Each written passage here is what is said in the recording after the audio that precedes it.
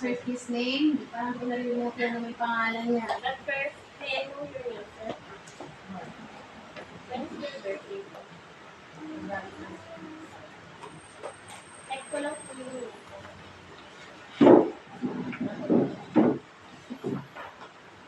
Kunin ko lang po, sir. Wait lang po lang po.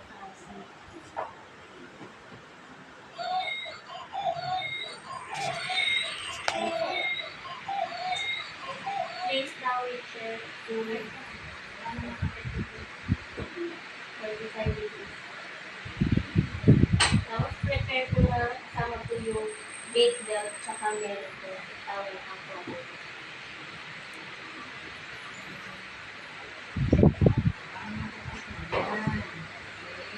Tapos, ilak po yung gate.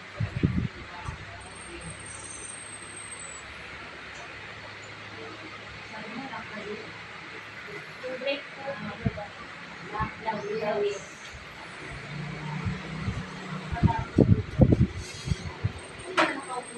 Ano po?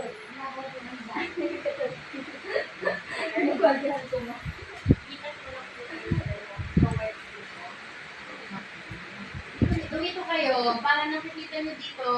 Uy, Mary Joy. Dito kayo, ano, dahil nakatalikod kayo dito si, ano, ayan na, doon na rin. Teka. Nagbaba mo muna yung blanket. Hindi mo maano yung bintina na, ano, kami yung nakaharang sa paanan. So, ibaba muna. So, ano gagawin mo? Next is, Towards, lumog po po yung patient. check mo muna yung bed kung gumagalaw. Double check muna yung safety niya. Dapat yung bed hindi gumagalaw. Lahat yan. Yan. From head to the footboard, dapat walang gumagalaw. Kasi para hindi ma-slip. Okay? Distract the patient. What? Lumog po. So walang ano sa kanya. Wala siyang sakit. Bakit mo siya ano yan? Tayo na po. Count to 3. Count to 3. Nakautos po. Una po yung ulo. 1, 2, 3. Patient pa alam. Wait. Nanilang pasyente ng tawag. Yung biglang patay. Orthostatic hypotension. So, anong major consideration? Bago tayo maggalaw ng pasyente, take the vital signs, especially blood pressure. Sulat yun na, take the vital signs. Tapos, okay, so nandyan na. Sir, nahilo po ba kayo? Sir, nandito po. Okay. Kung paano man po. Huwag mong buhatin, nakakakilos yan. Hindi ka parang po. Tapos scoot forward. Take lang po.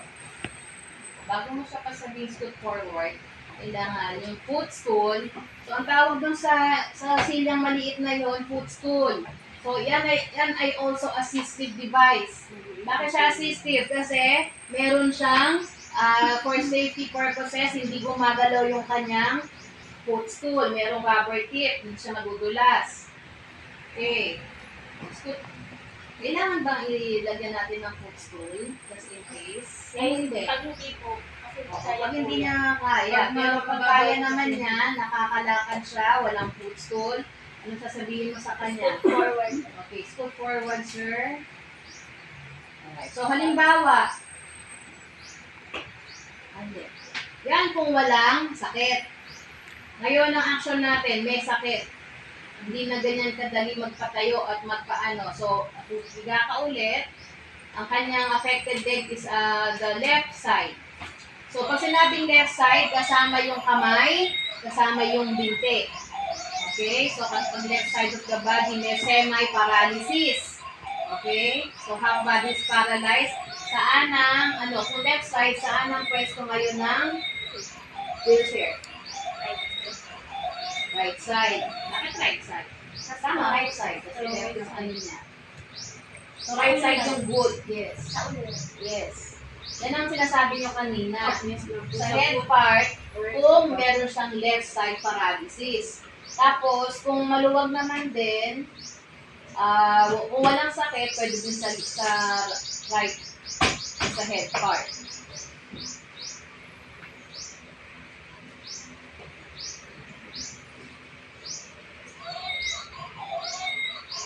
Towards muna po mag sa head part muna. Kinakount up po. Sa middle Ang part. kulang mo dyan, Angel, yung isa niyang kamay na paralisado, ipahawak mo sa kanya yung siko. Yan. Para hindi naiiwan yung kalahating katawan. Tapos in count of 3, sabihin mo sa kanya para huwag mong buhatin lahat. Yung right side niya, kaya pa yan. So, ibig sabihin, wait, anong instruction natin, Ella? Yung left side ng paralyzed. So, ang gagawin niya ay spoon. Ano yung spoon? So, itong paa na to dapat sa ilalim. Spoon, i-spoon niya, yan. Siya yung mismo, yung instruction, sir, kindly spoon your leg. Kung sinabing spoon, hindi mo to, wala ka nga, Ito ang ito lang, ito walang pakiramdam, walang kilos yan. So, ito, yan na siya. Yan. Yan. Okay. Now, you're going to, move closer to the edge of the bed. Mm-hmm. yung middle part. Count up po. 1, 2, 3. Okay. Tapos itatayo po. Unang-una na, batok lang, shoulders. Okay. Pero count up po. Tayo lang. 1, 2, 3. At ibababa po mo din. Okay. Count up po. 1. Tapos ayusin lang mo po. 1, 2, 3. Tapos nakabitaw na po yung So, ibababa mo yung isang kamay niya na paralisado, ipapababa mo. Tapos, nakapon, para naka-open yung breast. Inform him na magkakabit ka na nakabit ko lang dito. po muna yung dito.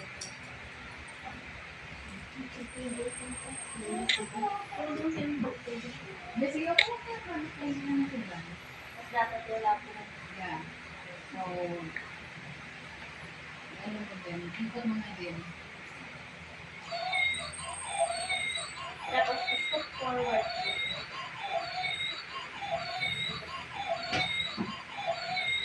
Step forward po. Tapos ipapakita. Baba mo yung posture mo. Tanggalin mo yun. Ayun. Lalo kayo makakatid dyan. Tapos kung sinabi 45 degrees, kasi nakaano siya, dapat nakadirito siya. Para pagtayo niya, konti na lang yung pivot niya. Okay. Pagka yung sinelas nga, baliktad yata yan. Paano ba yung sa-pivot niya? Okay, so scoot forward. So,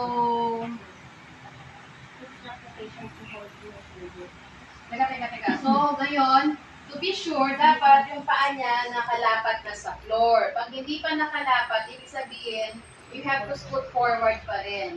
Pero since kalahating katawan niya, hindi niya nakikilos, iuurong. Iuurong niya yung sarili niya. Unti-unti. Okay? So, ngayon, okay naman siya. Alright? So, ngayon, steady. Dito ni, okay,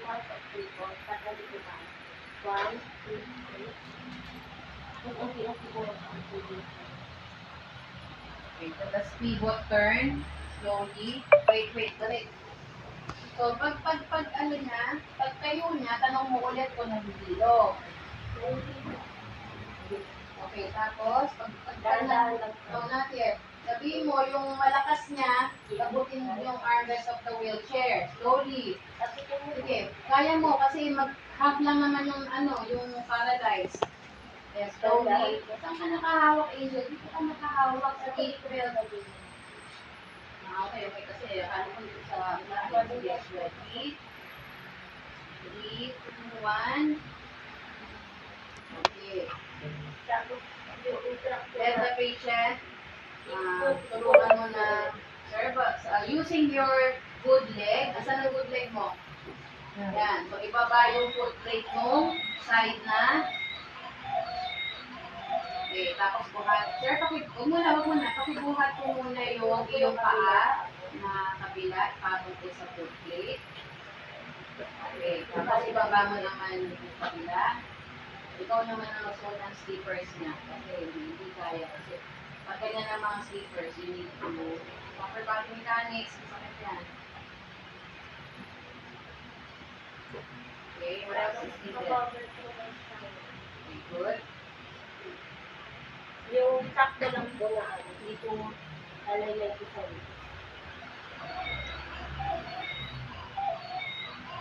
Mamaya nakikailan na yung tag. Iuwi pa na sa konsumo yan.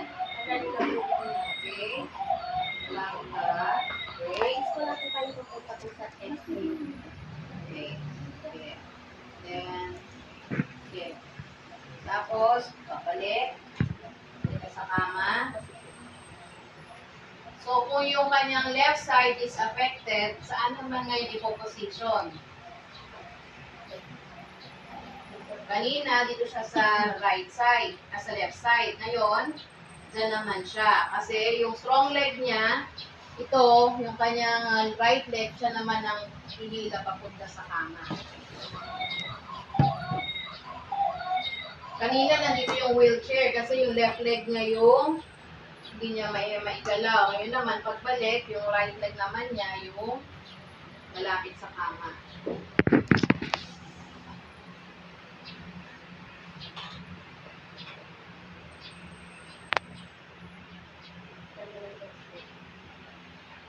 Isa-isa.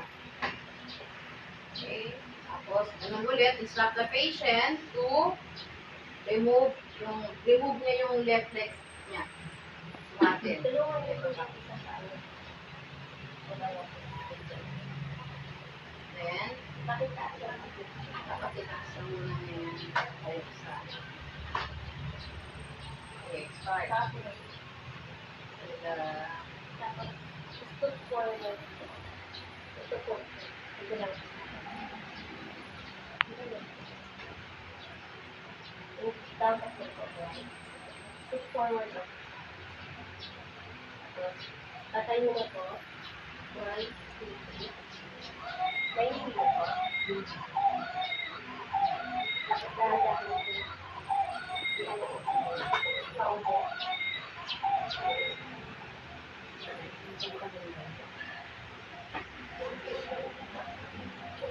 Patay mo na po.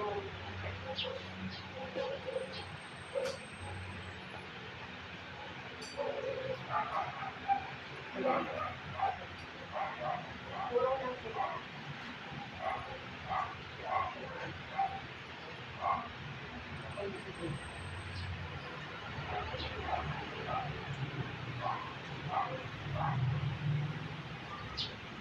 Kami pakita kayo ng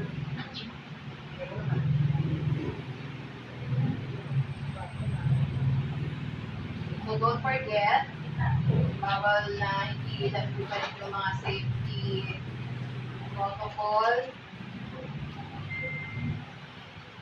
Then document procedures. Lagi may documentation tayo. Then paano mag-fold ng wheelchair. Very good. Huwag iiwan yung wheelchair dun sa tabi ng kama sa assessment area. Okay, next, Mary Joy.